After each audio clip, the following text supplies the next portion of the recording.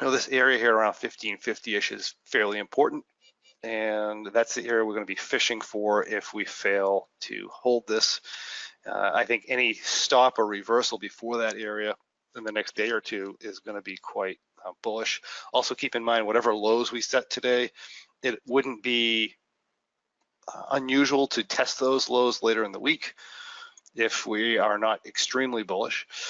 In other words, if we come down here and we say we set a low in the SPX at 2,900 today, for example, and we bounce and close, or we say we penetrate this today, which I highly doubt, but say we penetrate this today and we close above it, chances are later in the week we might come back down and retest that low, go slightly past it. But I would maintain my bullishness for the week. I mean, that's just my opinion, but see things the way you want. In short, we are going to be reacting off a news event.